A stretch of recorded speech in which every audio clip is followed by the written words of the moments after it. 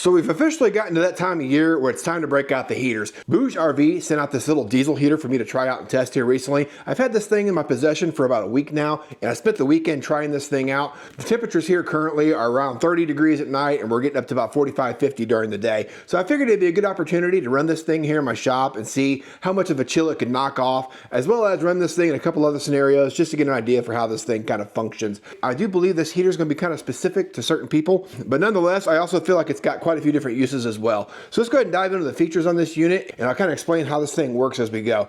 So essentially, when you get this thing out of the box, you're going to have this unit here, like you see. You're going to have your exhaust pipe here that goes up to your muffler, like it's already got hooked up, and that just threads in right here on the side. You do get this expandable duct piece right here as well, and that will hook up on this side here. On the other side here is the intake side, and essentially you're going to be pulling fresh air in from this side. You do have a control panel here. We'll go over that here in just a second. And then this is also where you plug in your power, and that's really all there is to it. Now there is a sight glass here on the side as well, which will show you kind of where you are with your diesel fuel and how much you've got in here ready to go. Now this is a 5-liter capacity. For those of us that are here in the US, that's around 1.3 gallons or so. And honestly, that 1.3 gallons of diesel fuel does a pretty good job, and it lasts quite a while. I've actually ran 2 tanks through this thing so far in a matter of 2 days, just to kind of get an idea on how the fuel consumption was going to be. Now when it comes to the power on this unit, this is something else that's really cool. So essentially they send you out 3 different ways that you can power this unit. You have your 110 cord here that's just going to plug into the wall. You do also have a 12-volt supply that you can plug into like a cigarette lighter in your car. And then it's also got another cord here that has ring terminals on it, so you can permanently mount this to like a battery. So that's kind of why I mentioned this thing's really going to be kind of good for several people in different scenarios. However, it may not be big enough for like if you're trying to heat the shop. Let's go ahead and dive into that here for a second, because my shop is roughly 1,000 square feet without I'm standing in right now. This heater for me is going to be underpowered for a lot of the situations that I'm going to be in, especially when it starts getting down into those colder temperatures. But with that being said though, this thing actually did hold its own in here. At least on a 30-degree day, I was able to knock the chill off in the garage. It probably raised my temperature in this garage by maybe 5 to 8 degrees or so. Like I said, it was enough to notice, but I'm also putting this up against something that's around 125,000 BTU, which is what I normally use in here. So they're really like comparing apples and oranges. Nonetheless, like I said, I wanted to see how well this thing did in a bigger environment. Now, where this thing's really going to shine at is going to be those of you that are using this in like maybe a 2 to 4 person tent. Somewhere around maybe like that 300 cubic foot mark is where this thing's really going to shine. Also, if you're out there and you've got one of those like camper vans, or even just a smaller camper for that matter, whether it be like a DIY camper or one of these overlanding adventure type things, this is going to be an excellent option for you to check out as well and see if this might help you out. Now, going over the rest of the contents that come in this kit real quick, and then we'll go ahead and get this thing powered on, and I'll show you what it sounds like.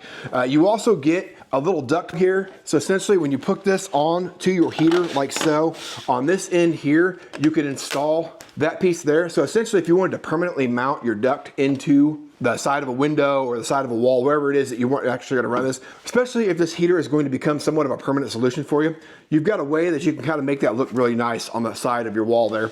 Now, this does also come with a series of like little clamps and things as well, so that this thing stays in place and you don't have to worry about this thing falling off in the middle of the night or while you're running your heater. This also comes with a little remote like you see here, pretty simple, just on and off, and then you can adjust how many watts you're running through the unit at any given moment. It's also got built-in Bluetooth as well. So BougeRV has an app for a lot of their coolers and freezers. So essentially you can hook this thing to Bluetooth, and as long as you're within that range of like 30 to 50 feet, you'll be able to adjust this thing as well. Now also keep in mind your exhaust here has to be exhausted out of the living space you're going to be in. Now if you're just using this as a space heater on like a coffee table in front of you on an open environment, you can simply just point this away from your face and you'll have a pretty decent little heater there in front of you to put out quite a bit of heat. However, if you're using this in a tent, you are going to want to figure out how you can either exhaust this out the side and keep the unit inside the tent, or keep this outside the tent and run your heat in through the duct. So just make sure you're using this thing in the correct way, and you shouldn't have any issues there. Now this unit is pretty light. It's a portable unit, and what's cool about that is you've got these 2 very sturdy handles here on the top, and it honestly, even with like a little bit of fuel in it that I've got right now, it's pretty light. Now let's go ahead and dive into the control panel here real quick. I'll show you how that looks and functions real fast. Then I'll give you an idea of how this thing actually sounds when it's running. And that's something else I was also really impressed with, was just just how quiet this unit is. It's got a little bit of almost kind of like a jet engine sound to it, in my opinion. Now, I did go ahead and run a sound meter on this thing. I want to see how many decibels it was actually putting out.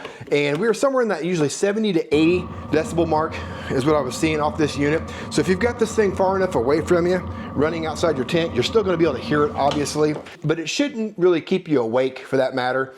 So I've got everything plugged in now. You'll see your screen right here lights up. It gives you a time on the screen. I'm going to push this button on the right and hold it down for a second. That's going to turn your display on. And once it goes through its startup process, it's going to start up at 5,000 watts. Now, once this unit actually gets fired up and going, we'll be able to adjust this knob down to 1,400 watts if we wanted to go that low, or up as high as 5,000 if we want to. Now, here in a second, you'll hear this thing kind of pick up. You'll hear it kind of start to click, and that's the ignition sequence going through. And then after that, you'll start immediately getting hot air. Within 8 minutes is what they advertise of having heat available and ready to go. So now you can hear where it's actually the fuel pump's kicking on. It's starting to push some of that fuel into the chamber, and then this thing fires up. And just like that, I've got exhaust coming off the exhaust muffler there now. And hopefully you can hear through my microphone. I'm still able to talk over this thing. Now, this thing's not to its full running mode yet, so it will get just a little bit louder here in just a second. But nonetheless, this thing puts out a good amount of heat. And then, as I mentioned, also this thing has that app as well. So as I'm pulling up the app here, you see this thing starting to kind of ramp up, and you'll hear it kind of start sounding like a jet engine a little bit. So now that I've got the app loaded up here and I've got this connected here, I'll show ahead and share my screen with you real fast. And I'm going to go ahead and try to attempt to talk over this thing just to give you an idea of how quiet this thing is. But you can see on my app here, it pulls up the heater, and I can adjust this thing from 5,000 watts down to the 1,400 like I mentioned. It shows you the combustion efficiency. Right now it's at 80%. That will get in the 90s here in just a second. Shows you your current voltage, and then you've got your timing configurations as well. So you can see your start time, and once you've set your clock on the control unit here itself, it'll be able to sync with that, and you'll be able to run that as well. So a couple different ways you can operate this unit. Obviously, you've got your control panel here, you've got the remote that I showed you, and then you've also got the app. So just depending on what's most convenient for you, you can easily operate this unit even without having to be right here at the unit itself. Just in the matter of me talking to you here just for a couple minutes, I've already got warm air coming out of the port. And then you can see here on your screen that we're up to 99% efficiency now. I can run this up to that 5,000 mark if I want to.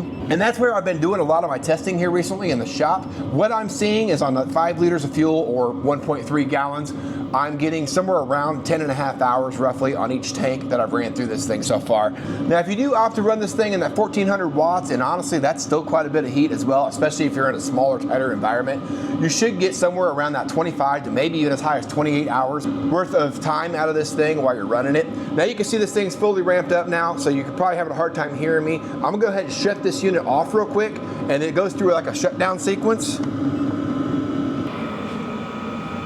After you've hit that off button, you'll hear this thing kind of ramp down. It takes it a couple minutes to kind of cool off. It'll shut itself off, and then you should be able to get this thing back to where you can store it again. And just in that little bit of time, when I measure the heat coming off the back of this unit here, I'm seeing towards the center, 210 degrees. By the time it gets to the end of your duct here, usually I'm seeing on that 5,000 watts, I'm seeing somewhere around 165 to 170 degrees at the end of my port. So effectively cooling your air down if you're in like a 30 to 40 degree environment, depending on how small that environment is and how well insulated it is as well, you could see as much as 10 to 20 degrees difference in that area or that space.